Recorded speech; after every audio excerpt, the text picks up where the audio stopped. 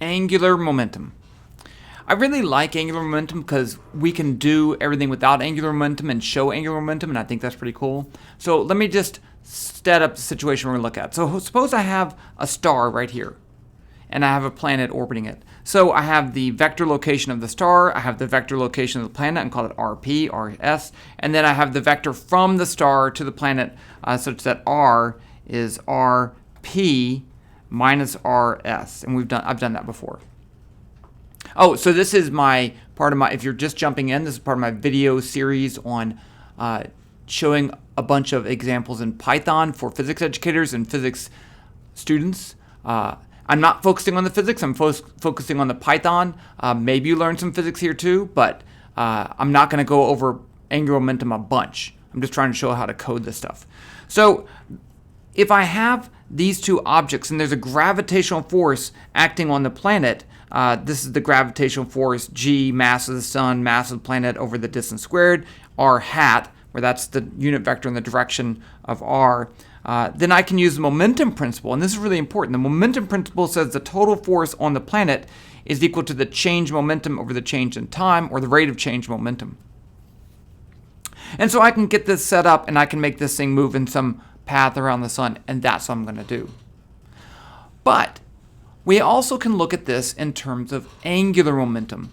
So we define angular momentum as the vector L is R cross P. So R is, we actually have to pick a point about which to calculate the angular momentum, and I can put this anywhere. I'm going to start off with the sun at the origin, but I need a point about which to calculate the angular momentum. We'll change that up.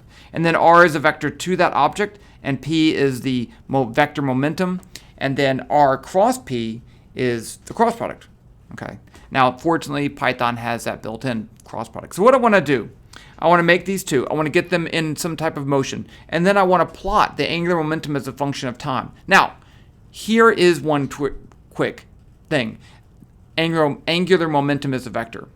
If this is in the xy plane with z being in and out of the plane, then I'd plot the z component, and that's just going to make it easier. I could tilt the whole thing, but that'd just make it more complicated. Okay, so I'm going to make these two things. I already looked up the mass of the sun and the distances I want. It's not the Earth. It's kind of like the Earth. It's kind of like the sun, but let's just get started. I'm going to jump over here to Python, and we can start making some cool stuff. Okay, so here we are, ClosesScript v Python. A little bit bigger. Okay, so I have the gravitational constant, the radius of the Earth to Sun distance. I'm using kind of the Earth. That's 1 AU about, just so I can get a scale. The mass of the Sun, mass of the Earth, and this is the velocity I need to get it to be in a circular orbit. We can change it up. So let's make the Sun. Sun equals sphere. Position equals, I told you I'm going to put it at the origin, so I will, 0, 0, 0. Radius equals, okay, now here I can't make it the radius of the sun because it's going to be too small to see. So let's use RES divided by 10. Let's just try that. And of course it should be yellow. Color equals color dot yellow. Now let's make the Earth. I'm going to put it on the x-axis, or planet. Let's call it a planet. Equals sphere. Position equals vector RES 0, 0. And radius equals RES divided by 20. I don't know. And make it cyan. Color equals color dot cyan. Let's do a make trail equals true.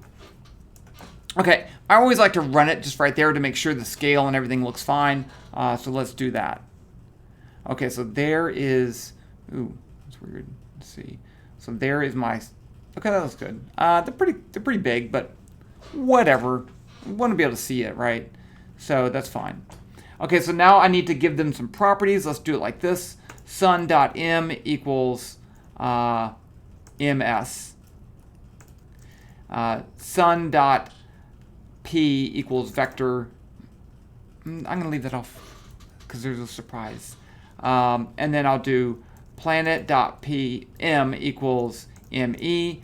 Planet.p. I need the initial momentum. And so it's going to be moving in the, let's make it move in the y direction with that velocity VE. So I'm going to say planet.m times vector 0 VE 0. Okay, I did make a mistake here too, the time step. Let's say time is 0. Dt equals, let's say a day would be, if I do a time step of a day, half a day. Let's say, so that'd be, let's say 10 hours. So 1 hour is 3,600 seconds. So 3,600 times, let's try that. Okay, now while, ooh, this is gonna be tough. While t less than, let's see, that is about 30, let's do a million seconds. And I don't have a good sense for these values, so I may have to change that. Rate 100, again, rate tells you how many calculations to do per second. I do not want to run this in real time. It would take a year to get around the Earth and the Sun, and that would be boring. Okay, so we may have to change that too. So step number 1 is to calculate the vector r. So I'm going to say r equals, it's the vector from the Sun to the planet. So it's going to be planet.pos minus sun.pos. And yes, the Sun is at the origin, so you could just say planet.pos, but you may know what's going to come up. So now I can calculate the force on the Earth. So I'll call this Fe is negative g times sun.m times planet.m times norm r, that's a unit vector, divided by the mag of r squared. Now that I have the force, I can calculate the momentum. I can update the momentum. Planet.p equals planet.p plus Fe times dt. Now I can update the position of the planet. Planet.pos equals planet.pos plus planet.p times dt divided by planet.m. Because planet.p divided by planet.m is the velocity. So that's the velocity of the planet, the velocity vector. Now I can update time. T equals t plus dt. And let's see if this sucker runs. I have no idea. Okay. So that was 1,000,000 seconds. Obviously, I need to go a little bit further. So let's do this 10 to the 7th. Okay, and I got the time scale pretty good. I'm pretty happy with this. Now, I don't want a circular orbit, so let's see if this is circular or not. It looks fairly circular, so let's do this. Let's increase the velocity to 4 times 10 to the 4th. Okay. That may be too big. Let's do 3.5, 3.4, and I'm going to increase this by another factor of 8, and then I'm going to increase the rate by a factor of 10. Oh, that's too fast, but that's fine. Okay. Now, one of the things I'm looking at is to see that it gets back to the same position. It should be a, that should happen, and it does. So this is a pretty good orbit. I'm pretty happy.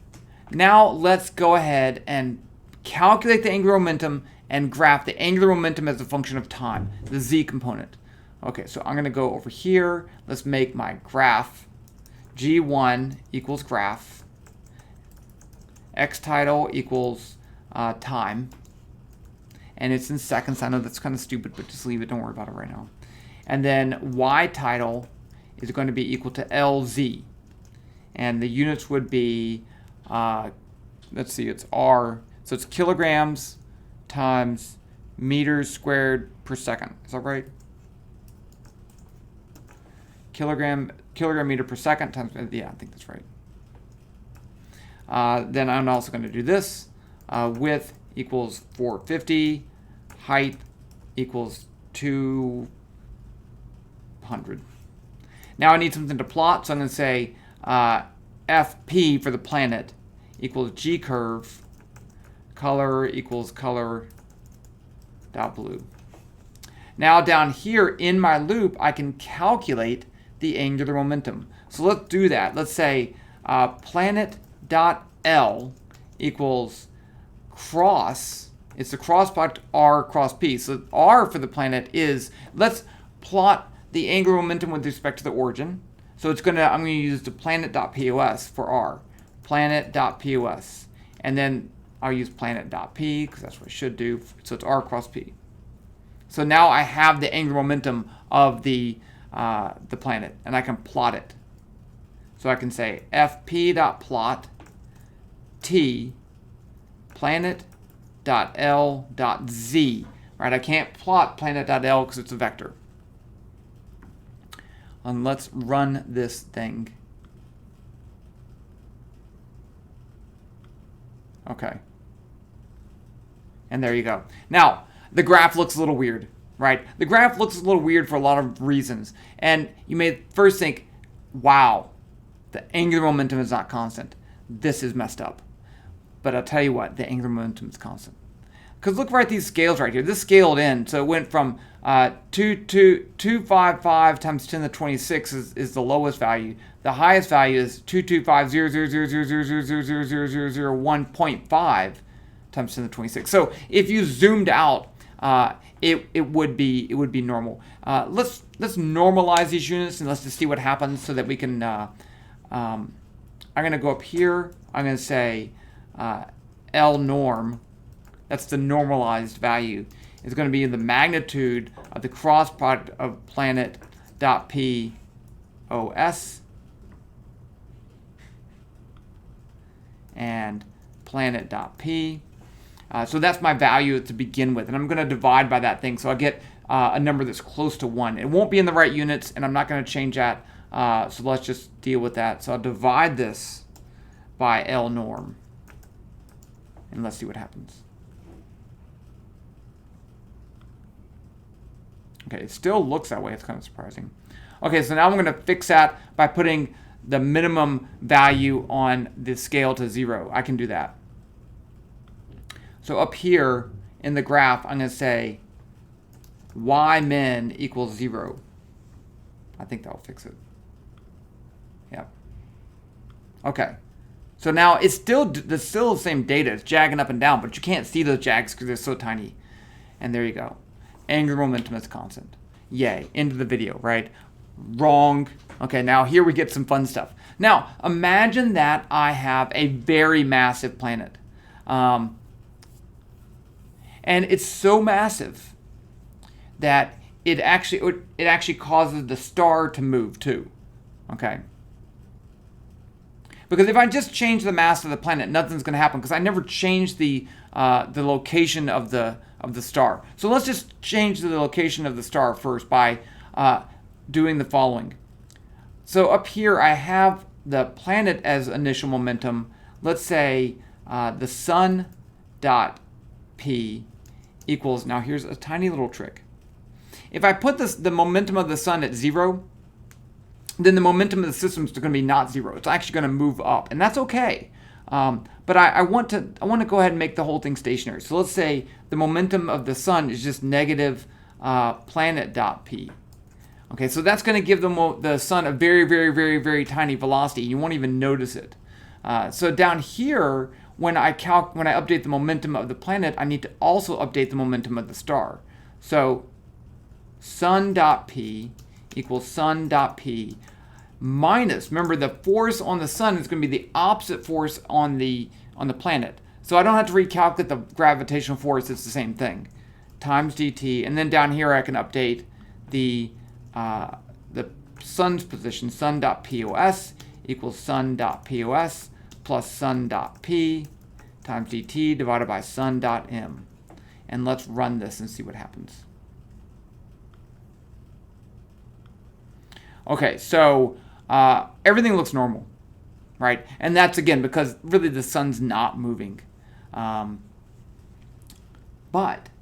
I mean, you can actually plot the momentum of the sun, and you will see that it does move. And this is important because this is how you can detect extrasolar planets, by looking at that wobble of the star, which is kind of fun. But let's just make it obvious. So I have the mass of the star is 10 to the 30th, and the mass of the planet is 10 to the 24th. Let's just make that 10 to the 28th. So still 100 times greater is the mass of the sun's 100 times greater. Now if I run that, what's going to happen? You can see that the star is actually moving, and you'll see that the momentum is not conserved. The momentum actually decreases. Let's make that even more pronounced. I'm going to put this at 10 to the 29th. So it's just 10 times less. And that's crazy, right? Crazy awesome. But momentum is not conserved. So how can we make momentum conserved? Well, angular momentum. Momentum is conserved. So the angular momentum of the planet is not conserved, but the angular momentum of the system should be conserved.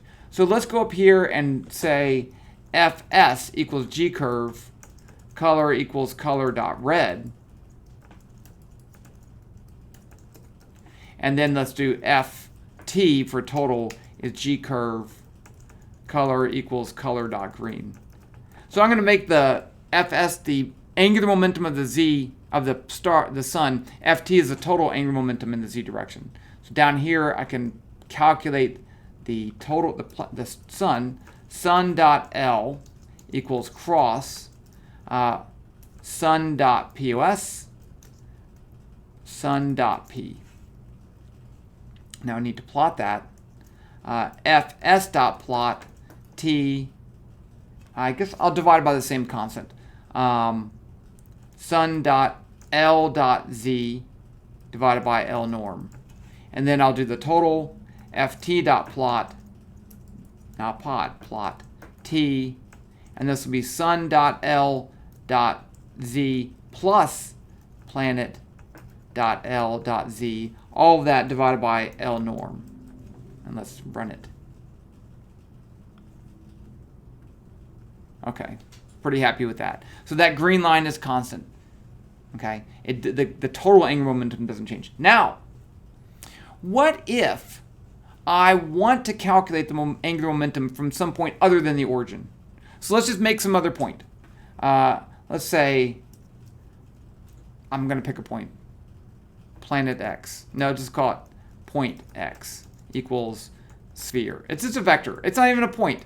It's just a vector, and it's going to be equal to, I'll have it on the, let's do like this. Let's put it past the planet. So I'm going to say 2 times RES 0, 0. So it's over there past that. So now when I calculate the angular momentum, I need the vector from the planet to, from that point to the planet. So up here, let's get this out of the way. I need to redo this. So I'm going to first calculate let's call it RPX. That's the vector from X to the planet. So it's going to be planet.pos minus point X. Now point X is just a vector. I don't have to do POS. It's not an actual object. And now I need to do the same thing for the sun. RSX equals sun.pos minus point X. Now when I calculate these, I'm not going to use the planet.pos. I'm going to use RPX. And I'm going to use RPS. RSX. And then that should be fine. Okay. Now let's run it and see what happens.